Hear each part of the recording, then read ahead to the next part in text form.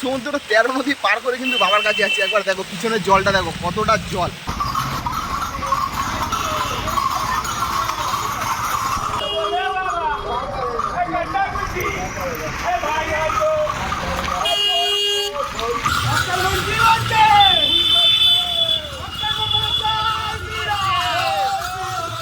বলে মালা হয়ে গেছে এখন, আর এইটাই কিন্তু বাবার মাথায় চড়াবো।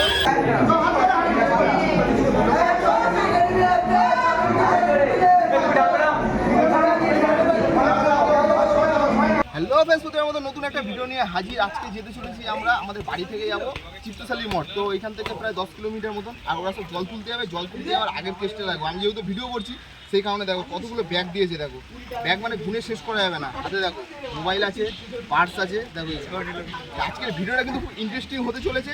আর আমরা এখানে জল ঢালতে যাবো, কারণ এই বাঘ নিয়ে আমরা লাস্ট মনে আছে বাঘ নিয়ে গেছিলাম প্রায় সেই লকডাউনে। তারপরে কিন্তু এখন অবধি আমরা বাঘ নিয়ে যাইনি। এই বছর আমরা আবার যেতে চলেছি বাঘ নিয়ে, আজকে শ্রাবণ মাসের লাস্ট সপ্তাহ। তাই ভিডিওটা কিন্তু ফুল ভিডিও কিন্তু দেখতে হবে, কিন্তু আজকে ভিডিওটা একদম স্কিপ করবে না। স্কিপ না করে ভিডিওটা ফুল ভিডিও দেখো। আপনি নতুন হয়ে থাকো চ্যানেলকে লাইক শেয়ার সাবস্ক্রাইব করতে ভুলো না। আপনার একটা লাইক পরবর্তী ভিডিও আমাদের অনেক বেশি মোটিভেট করে। তাই চলো আজকে আপনাদেরকে দেখাবো আমাদের বাঘ নিয়ে যাওয়া, মঠে জল ঢালবো কী করে, বিস্তারিত সমস্ত কিছু এই ভিডিওর মাধ্যমে আপনাদেরকে দেখাবো। বলবো বলবো বলে বাবা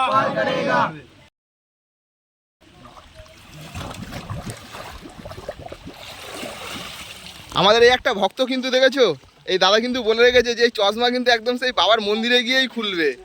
এই মুহূর্তে আমাদের বাঁকের যে আরতিটা হয় সেটা দেখতে পাচ্ছ যে আরতি হয়ে গেছে।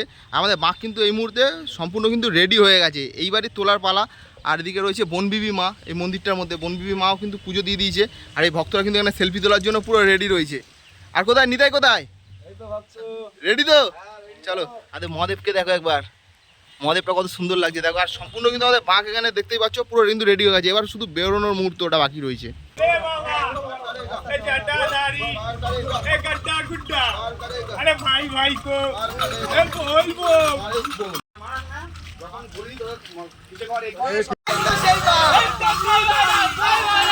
সেই টান সেই টান।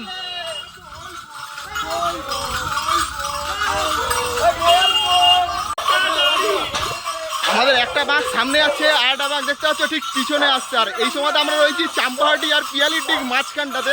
আর আমরা আজকে বেরিয়েছিলাম প্রায় 9:45-এর দিকে, আর এখন বাজে ঘড়িতে সময় 10টা। চলো দেখা যাক আমরা কখন পৌঁছাই। আশা করছি আমরা 2 থেকে আড়াই ঘন্টার ভিতরে পৌঁছে যাবো। বৃষ্টি বলছি আমরা থামবো না, আমরা কিন্তু বলছি ভিডিও আমরা করা বন্ধ করবো না। আমরা কিন্তু দেখতে পাচ্ছি একটা ছাতা নিয়ে নিচ্ছি, সামনে একটা বন্ধুকে দেখতে পেয়েছিলাম, তার কাছে একটা ছাতা নিয়ে নিচ্ছি। আমাদের সেটটা এই মুহূর্তে কিন্তু এরকমভাবে এখন নিতাই নিচ্ছি, আর ছাতা উড়ে যাচ্ছে, এত ঝড় হচ্ছে। আর এখন দেখতে দেখতে প্রায় 4 কিলোমিটার আমরা হেঁটে দিলাম চাম্পাহাটি স্টেশন। এটা রেলগেট করার কারণে কিন্তু এই জায়গাটাতে এখন এত গাড়ি ঘোড়া, প্রচুর গাড়ি এখানটা দেখতে পাচ্ছি। যেহেতু এখানে চাম্পাহাটি রেলগেটটা পড়েছে। আর এখন কিন্তু বাঘটা আনছে আমাদের নিতাই। এই সময়তে নিতাইয়ের ভাগনাকে পেয়ে গেছে কিন্তু, আর নিতাই বাঘটা টানছে দেখো। আর সঙ্গে রয়েছে এখন নিতাইয়ের ভাগনা। এই মুহূর্তে এখন রয়েছি চাম্পাহাটি চীনের মোড় কোনটাকে বলছে একবার তোমাদেরকে দেখিয়ে দিই। সামনের যেই মোড়টা রয়েছে, এই যে এই সামনের মোড়টাতেই কিন্তু চীনের মোড় বলে। আমাদের ক্যামেরা দেখতে পাচ্ছ এত পরিমাণে বৃষ্টি হচ্ছে, ক্যামেরা কিন্তু সব পুরো একদম ব্লাড টাইপের হয়ে যাচ্ছে, সেই কারণে কিন্তু পুরো স্পষ্ট দেখা যাচ্ছে না। একবার সামনে যাই, সামনে গেলে তোমরা দেখতে পাবে আরো ভালো করে। এই যে এখন বাঘ রয়েছে নিতাইয়ের কাঁধে, নিতাই পুরো একাই বুঝে নিচ্ছে। এই যে সামনে যে রোডটা চলে যাচ্ছে, এইদিকে যে রোডটা আছে এটা কিন্তু চীনের মোড়ের দিকে যাচ্ছে। আর আমরা এই মুহূর্তে চীনের মোড় দিকে যাবো না, চীনের মোড় বলো কিংবা যে হারাল বলো, চাম্পাহাটি বাজি বিক্রিরা কিন্তু এই যে এই গলিটার দিকে। আর আমরা এই মুহূর্তে যাবো সোজা, এখান থেকে প্রায় 6 কিলোমিটার মতন গেলেই আমরা মঠের দিকে পৌঁছে যেতে পারবো। আর সামনে একটা বাঘ দেখতে পাচ্ছ, ওই সামনের বাঘটা কিন্তু আমাদের সামনে আছে। টোটাল আমাদের এইবারে 2টো সেট নিয়ে যাচ্ছি। ছাতা নিয়েছি বলে কিন্তু অনেকে ভাবতে পারো যে আমরা হয়তো ছাতা টাঙিয়ে যাচ্ছি, কিন্তু না, আমাদের ক্যামেরাটা যেন না ভেজে সেই কারণে কিন্তু ছাতাটা টাঙানো। আর চাম্পাহাটি থেকে হারাল প্রায় কিন্তু 1 কিলোমিটার মতন, আমরা 1 কিলোমিটার কয়েক মিনিট আমরা হেঁটে দিয়েছি। একটাই কথা বলছি যে কাঁধে যখন বাঘটা পড়ে না, তখন একদম অন্যরকম একটা অনুভূতি হয়, আর পা যেন তখন যেন দৌড়ায়। তো সেইভাবে কিন্তু কয়েক মিনিটের মধ্যেই আমরা দেখতে গেলে চাম্পাহাটি থেকে হারাল অবধি পৌঁছে গেছি। আর এখান থেকে প্রায় 6 কিলোমিটার মতন বাকি রয়েছে। এই মুহূর্তে আমরা 7 সমুদ্র 13 নদী পার করে কিন্তু বাবার কাছে যাচ্ছি। একবার দেখো পিছনের জলটা, দেখো কতটা জল। আর এই সমস্ত জল পার হয়ে কিন্তু এখন আমরা যাবো বাবার কাছে। আর রাস্তাতে কয়েক জায়গায়, সব জায়গাতে না, বেশ কিছু জায়গাতে কিন্তু এরকম জল দেখতে পাবে। আর অনেকটাই জল, কিন্তু প্রায় 7-8 ইঞ্চি করে রাস্তাতে জল রয়ে গেছে চাম্পাহাটি রোডে। আশা করি তোমরা জলটা দেখে বুঝতে পারছো যে আজকে কতটা বৃষ্টি হয়েছে। এই বৃষ্টিটা শুরু হয়েছে প্রায় সকাল থেকে, বৃষ্টিটা শুরু হয়েছে এই কয়েক ঘন্টার মধ্যে রাস্তাতে পুরো জল জমিয়ে দিয়েছে।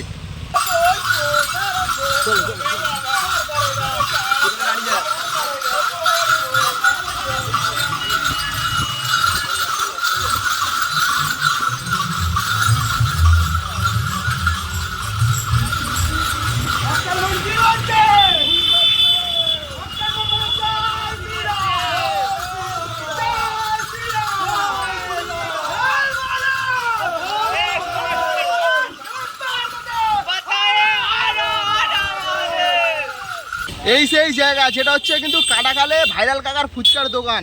আর এখন কিন্তু এই কাটাখালের ব্রিজের উপর থেকে এই ছোটো বাঁক আর সামনে রয়েছে আমাদের বড় বাঁকটা। চলো একবার তোমাদেরকে দেখাবো।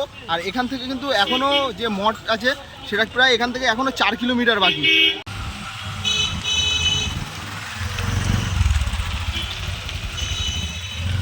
কেউ যদি মনে করো এই 10 কিলোমিটার কিংবা 11 কিলোমিটার খুব ইজি রোড, কিন্তু একদমই নয়। এটা কিন্তু খুব খতরনাক রোড। তারকেশ্বরের থেকেও কিন্তু এই রোডটা খতরনাক। আর আমরা দেখতে দেখতে এই মুহূর্তে পৌঁছে গেলাম বেগমপুর। আর আমার এই সাইডে দেখছো, এটা হচ্ছে কিন্তু বেগমপুর হাই স্কুল।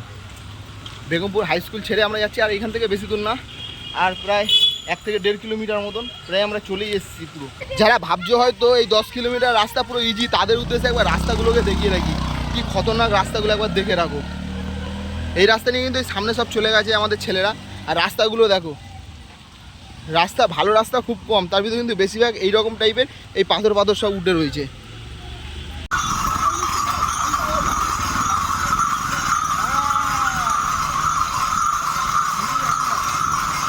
দেখতে দেখতে আমরা সীতাকুণ্ডুতে পৌঁছে গেলাম। আর এই সীতাকুণ্ডুর সেই সামনের মোড়টা রয়েছে, ওই মোড়টা দিয়ে আমরা বাঁ হাতে যাবো। আর একবার আমাদের বাঁকটা একবার দেখাই। বাঁকটা কিন্তু এখন নিতাই নিয়ে আসছে। সেই লাগছে পুরো রাস্তা জুড়ে দেখো নিতাই আসছে, পুরো রাস্তা জুড়ে। আর মহাদেব, পুরো রাস্তা জুড়ে নিতাই, পুরো রাস্তা জুড়ে নিতাই।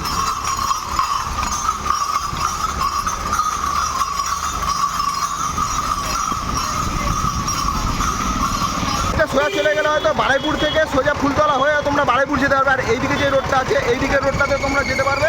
এটা কিন্তু এই সীতাকুণ্ডু হয়ে তোমরা বারাইপুর দিকে যেতে পারবে। আর বাঁ হাতে যে রোডটা ঘুরে গেছে সেই রোডটা একবার দেখে দিই। এই রোডটা দিয়েই কিন্তু আর কয়েকশো মিটার, মানে 200 মিটার মতন বাকি রয়েছে মঠটা যেতে। মঠে যে মঠ, আর আমাদের বাঁকটা দেখো সামনের দিকে যাচ্ছে। একবার বাঁকটা একবার দেখিয়ে রাখি।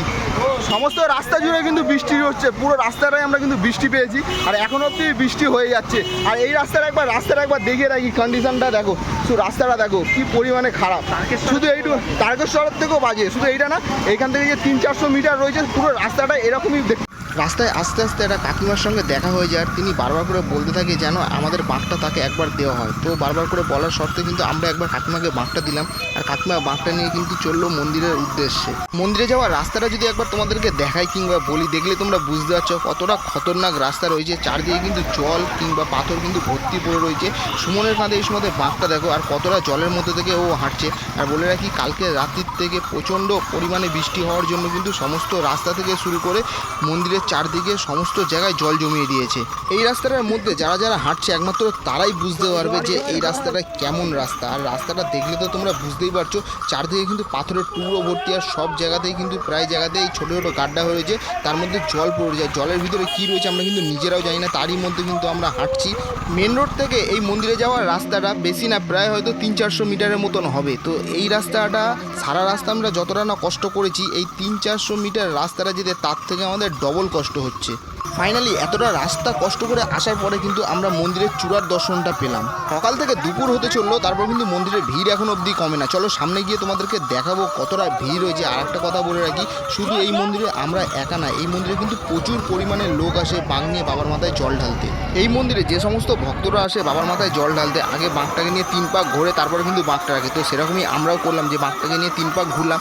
আর মন্দিরের চারদিকে প্রায় 1 ফুট সমান জল রয়েছে। চলো একবার তোমাদের দেখায় কতটা করে জল, একবার দেখো।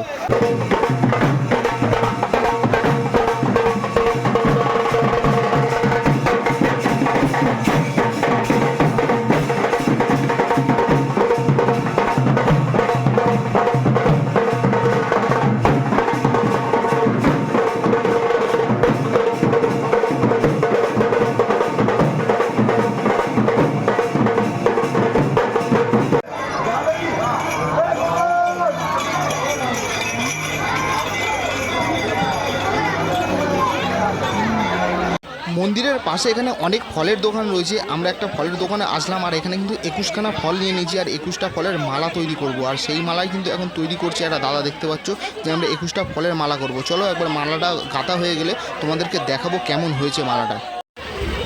21টা ফলের মালা হয়ে গেছে এখন, আর এইটাই কিন্তু বাবার মাথায় চড়াবো। এখানে এই দাদার কাছে কিন্তু তুললাম, বন্দিকাটি করে দিতে হবে। আর দাদার দোকান দিয়ে বানালাম। চলো আগে ঢুকে নিই, তারপর দেখাবো। দুপুর থেকে বিকেল হওয়া মাত্রই ভক্তের চাপ একটু কমেছে আর এখন সবাই মিলে আমরা যাব বাবার মাথায় জল ঢালতে। তো দেখতে পাচ্ছ আমরা এখানে রয়েছি টোটাল 13 জন। তো 13 জন মিলে এবার যাব বাবার মাথায় জল ঢালতে। চলো তোমাদের দেখাই।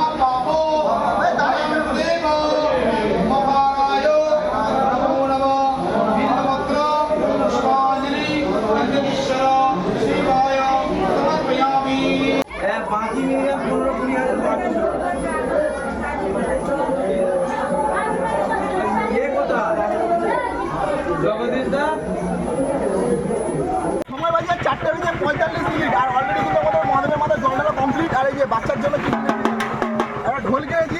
আর আজকের ভিডিওটা কেমন হয়েছে কিন্তু অবশ্যই কমেন্ট করে জানাবেন। আজকে বেশি বড় করলাম না ভিডিওটা, যতটা পারলাম সংক্ষেপে করে দেখানোর চেষ্টা করলাম। তো আজকের তো জল ঢালা হয়ে গেল, এবার আমরা বাড়ি কী করে ফিরবো সেটা একবার তোমাদেরকে দেখাই। চলো এই যে আমাদের দেখো, ওই কিন্তু ভ্যান কিন্তু অলরেডি দাঁড়িয়ে রয়েছে, সবাই কিন্তু রেডি হয়ে গেছে। তো